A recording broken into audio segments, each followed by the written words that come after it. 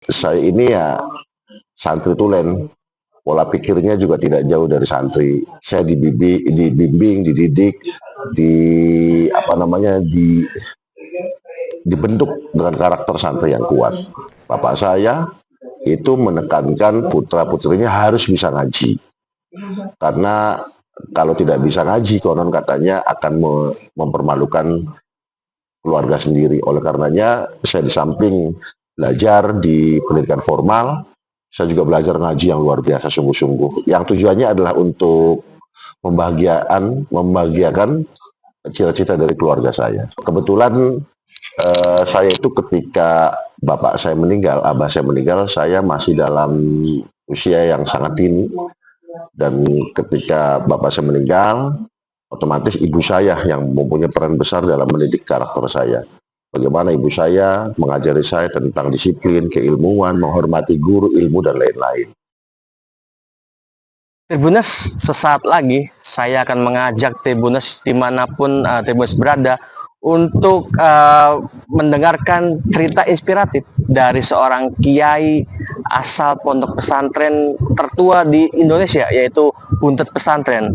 Beliau merupakan sosok yang memang inspiratif bagi santriawan dan santriwati di sini, bagi masyarakat dan pada umumnya. Ikuti terus Tribuners, sesaat lagi.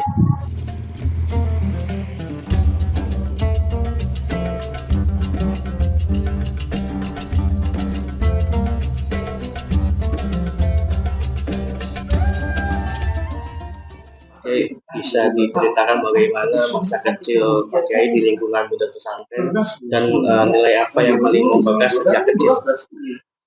Terima kasih Mas Eki. Dari kecil memang saya terdidik dari lingkungan pesantren yang notabene dikenal sebagai lingkungan ngaji, santri. Saya pertama kali dididik tentunya oleh keluarga sendiri, di samping dengan saya pun dititipkan ke saudara-saudara yang lain.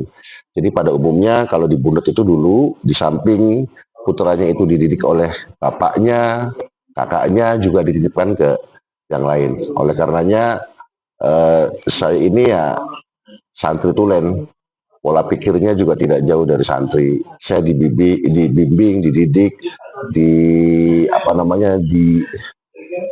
dibentuk dengan karakter santri yang kuat. Apakah memang sejak kecil sudah diarahkan untuk menjadi penerus pesantren atau memang ada cita-cita lain waktu itu? Wah ya pasti. Seorang ayah yang mempunyai pesantren tentunya mengharapkan putra-putrinya juga bisa meneruskan apa yang beliau lakukan. Begitupun dengan keluarga kami. Di keluarga kami sangat kuat sekali. Bapak saya itu menekankan putra-putrinya harus bisa ngaji. Karena kalau tidak bisa ngaji, konon katanya akan mempermalukan keluarga sendiri. Oleh karenanya, saya di samping belajar di pendidikan formal, saya juga belajar ngaji yang luar biasa sungguh-sungguh. Yang tujuannya adalah untuk membahagiakan cita-cita dari keluarga saya.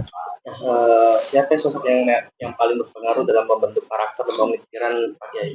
Ya tentunya keluarga ya.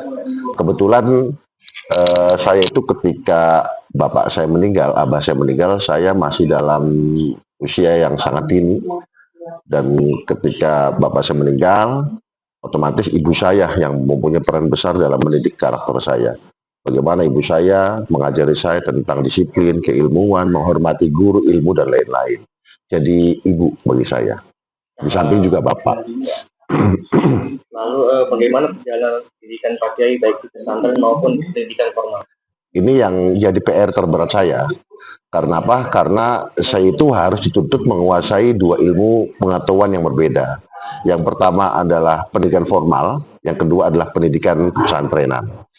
Dari pendidikan formal, saya umum dengan yang lainnya. Saya sekolah SD, MTS di Buntet, Man Buntet, lalu saya meneruskan di perguruan tinggi di Cirebon, Cirebon, jurusan bahasa Arab. Kenapa saya ambil jurusan bahasa Arab? Ya biar bisa ngaji itu. Dan saya habis S1, saya melanjutkan pendidikan S2, tepatnya tahun 2000. Itu di UIN Syarif Hidayatullah Jakarta. Di samping saya juga mengaji di sana. Jadi sampai pendidikan tinggi pun saya tidak meninggalkan pengajian-pengajian yang sudah kami ngaji ketika kami di pesantren. Jadi kami ngaji Quran juga, ngaji kitab juga kami belajar pendidikan non formal, formal itu. Jadi berat sekali bagi saya. Nah, siapa guru yang paling berkesan dalam perjalanan ilmu dan pelajaran apa yang tidak pernah Kiai lupa? Saya itu yang paling di pengajian kitab ya. Saya itu sosok yang paling berpengaruh di pendidikan saya itu adalah Ki Adib. Beliau itu posisinya sekarang sesepuh pondok dan pesantren. Tapi beliau kakak sepupu saya. Karena bapaknya Ki Adib itu kakaknya bapak saya. Jadi guru, kakak sekaligus guru. Saya hampir 10 tahun belajar kajian kitab sama beliau. Nah, apa tantangan terbesar saat menempuh pendidikan, khususnya dalam mendalami ilmu agama? Tantangannya tadi, Mas Eki, tantangannya adalah saya itu di samping belajar ilmu agama, pesantren, juga saya belajar ilmu formal tadi di kuliahan. Tuntutannya berat sekali karena dua-duanya harus kami kuasai. Makanya hal yang paling berat ketika itu saya masih muda sekali lah, masih masa muda ya, masih suka main gitu. Harus bisa membagi mana belajar kitab dan mana belajar ilmu formal. Itu yang paling saya rasakan berat ketika itu. Nah, Pak Kiai, di tengah perkembangan zaman, bagaimana Pak Kiai memaknai pentingnya kombinasi antara ilmu agama dan ilmu umum? Nah ya, sangat penting sekali. Karena seperti yang telah diuraikan oleh Umar bin Khattab bahwa kita itu harus mengikuti zaman. Bukan zaman yang mengikuti kita. Oleh karenanya seiring dengan perkembangan zaman yang luar biasa, kami pun terus belajar seiring dengan perkembangan itu. Jadi bukan berarti saya sampai tujuan A selesai. Jadi zaman berkembang, kami pun berkembang. Karena pemahaman seseorang juga pasti berbeda setiap zaman. Ketika dulu cukup 10 menit untuk memahami masalah pada seseorang, mungkin pada zaman sekarang, karena zaman IT ya, zaman HP, mungkin butuh setengah jam untuk memberikan pemahaman pada zaman sekarang. Jadi saya intinya adalah harus bisa menguasai kondisi, sifat, watak, karakter, dan zaman sekarang. Saya ngerti zaman. Soal perjalanan dakwah, kapan pertama kali Pak Kiai mulai aktif berdakwah dan bagaimana pengalaman tersebut? Dakwah itu saya bagi menjadi dua. Dakwah internal dan dakwah eksternal. Dakwah internal itu saya mengaji pada anak-anak santri sendiri gitu. Saya mulai ngaji anak-anak santri justru ketika saya aliyah kelas 2. Kelas 2 aliyah, saya dituntut untuk bisa mampu mengajari anak-anak santri yang masih kecil-kecil lah tentunya. Nah, untuk eksternal saya mulai tahun 2010 lah ya, belum lama lah. Nah, saya sudah kajian-kajian, seminar keagamaan, dakwah Islami sudah sering saya lakukan. Apa tantangan berdakwah di era digital dan media sosial saat ini, Pak? Tantangannya jelas banyak sekali. Jadi kita itu ketika memberikan pemahaman terhadap seseorang itu harus ada bukti konkret atau rujukan yang jelas dari apa yang kita sampaikan. Berbeda dengan zaman dulu ya. Jadi ketika seorang kiai ngomong A selesai. Tapi kecenderungan anak itu lebih aktif, lebih lebih berani untuk bersuara. Kita pun harus menyiapkan data-data yang konkret apa yang kita sampaikan. Itu tantangan kita. Jadi kita sekarang itu bukan hanya sekedar berbicara saja, tapi ada maroji, rujukan yang harus kita punyai untuk disampaikan kepada mereka agar mereka lebih yakin dan lebih kuat. Nah, bagaimana pakai strategi dakwah yang Kiai terapkan agar tetap relevan bagi generasi muda? Tentang strategi dakwah saya itu pernah ada amanat dari guru saya.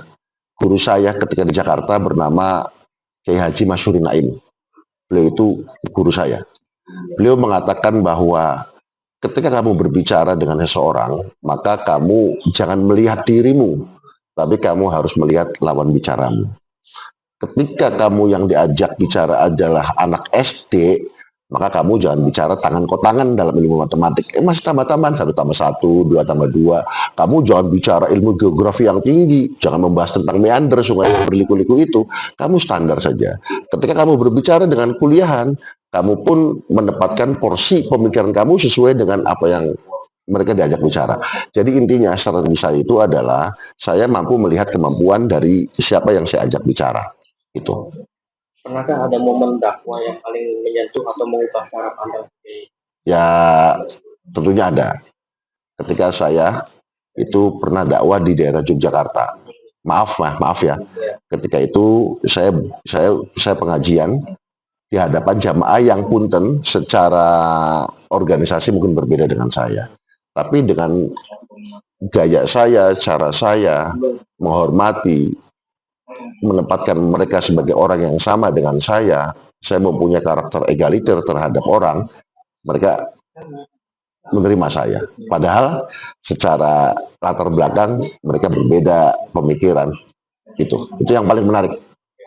Baik, sebagai pengasuh pesantren besar di Cirebon, bagaimana Pak Kiai melihat peran pesantren dalam menjaga Nilai? kebangsaan?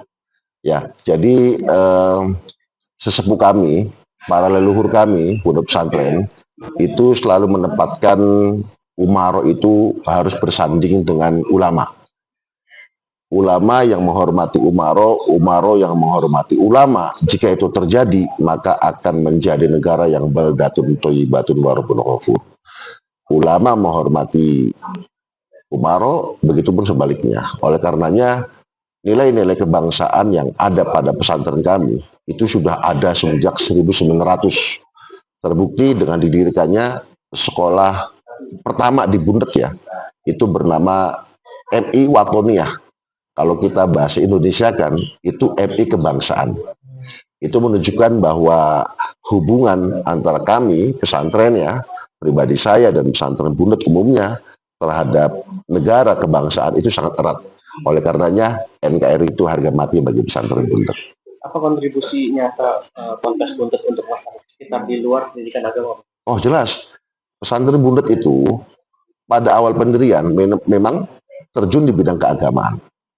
Tapi karena tuntutan zaman yang luar biasa, pesantren Bundet sekarang itu bukan hanya mengurusi keagamaan saja, sosial. Justru para masyarakat ketika ada masalah sosial puntennya, itu bukan ke aparat pemerintah yang ada, justru pada para kiai. Masalah sampah, masalah ekonomi, masalah pembangunan, masalah pendidikan karakter, pendidikan yang di luar pesantren. Jadi pesantren Bundet itu sekarang tumbuh menjadi sebuah pesantren yang kompleks dalam menangani sebuah masalah. Bukan hanya agama, semua permasalahan pesantren Bundet itu jawabannya. Ya, bagaimana Pak Kiai menyikapi persoalan sosial di Cirebon seperti kenakalan remaja atau krisis moral? Ya, kita prihatin terhadap apa yang terjadi pada zaman sekarang. Oleh karenanya pesantren Bundet itu tidak henti-hentinya untuk terus bekerja sama, berkolaborasi dengan pihak keamanan, tentunya Polsek, ada Polres, ada Danrem, ada semuanya ya. Ya, kita menguatkan satu sama lain. Dari pihak Polres, polisi, TNI juga sering mengadakan acara di pesantren Buntet untuk memberikan pandangan-pandangan, keamanan dan lain-lain. Begitupun kitanya pun terus support terhadap apapun yang dilakukan oleh aparat pemerintah. Intinya kita saling menjaga, saling menghormati. Apa prinsip kepemimpinan yang selalu Kiai pegang dalam mengasuh santri dan mengelola pesantren? Menghormati santri. Karena apa? Ketika seorang kiai itu menghormati santrinya, insya Allah santri itu akan jauh lebih menghormatinya. Kita jangan menganggap santri itu sebagai budak. Kita jangan menganggap santri itu sebagai orang yang posisinya di bawah kita. Kita sama, mereka manusia. Manusia yang sedang belajar kepada kita. Jadi egaliter ya, kesamaan sosial, kesamaan latar belakang kita juga harus pegang. Makanya pesantren Bundet itu coba Mas Eki lihat dari semua pesantren itu dekat-dekat dengan santrinya, kiai-kiainya, dekat, diajak ngobrol, sharing, dan orang tuanya sangat suka sekali ketika anak didiknya itu kenal dengan kiainya. Jadi memandang bahwa santri itu adalah manusia seutuhnya, sama posisinya, itu adalah prinsip dari pesantren kami. Ini tentang politik ini. Jadi seyogianya kita itu harus memegang 3 prinsip lah. Yang pertama adalah tasamu, tawasud, dan tawazun. Kalau sebuah pesantren itu memegang 3 prinsip ini, pasti besar sebuah pesantren. Pasti dihormati dan pasti disegani. Pesantren tidak bisa dipisahkan dengan politik, dan politik tidak bisa dipisahkan dengan pesantren. Semuanya saling berkaitan, semuanya saling membutuhkan. Jika santri yang berpolitik yang baik, begitu pun sebaliknya, maka itu akan terjadi komposisi yang ideal bagi saya. Apa pesan Pak Kiai untuk generasi muda Cirebon yang sedang mencari jati diri, Pak? Saya itu pernah membaca sebuah buku yang mengatakan bahwa salah satu cara terbaik untuk menjadi orang itu adalah dengan membaca. Iqra. Dalam buku Membumikan Al-Quran karangan Quraish Shihab, di sana diterangkan makna Iqra itu mempunyai 6. Iqra ada memahami, mencermati, dan semuanya.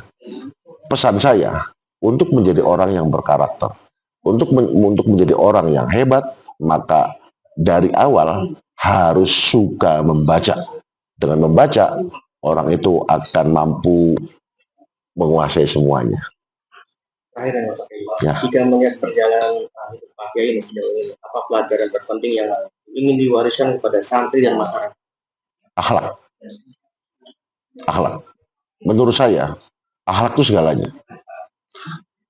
Akhlak itu di atas segalanya. Artinya, ketika orang itu punya akhlak, punya adab, maka semuanya akan mengikuti. Tapi kalau kita sepintar apapun kita, sehebat apapun kita, tapi tidak mempunyai akhlak dan adab, maka akan runtuh. Fantazirus sa'ah, maka akan tungguhan kehancurannya. Oleh karenanya, saya pesan kepada santri-santri kami, budak pesantren, punyailah akhlak, adab, insya Allah akan mulia hidupnya. Ya, Tribuners, tadi kita sudah sama-sama mendengarkan cerita inspiratif dari Kiai Lutfi yang menceritakan bagaimana beliau perjalanan dia dari sejak kecil, terus lalu perjalanan dia berdakwah, lalu juga dia melakukan pendidikan dari bawah sampai hingga saat ini. Ikuti terus Tribuners di cerita-cerita inspiratif lainnya bersama saya Eki Yulianto dari Cirebon, Jawa Barat. Download Tribun X sekarang, menghadirkan lokal menjadi Indonesia.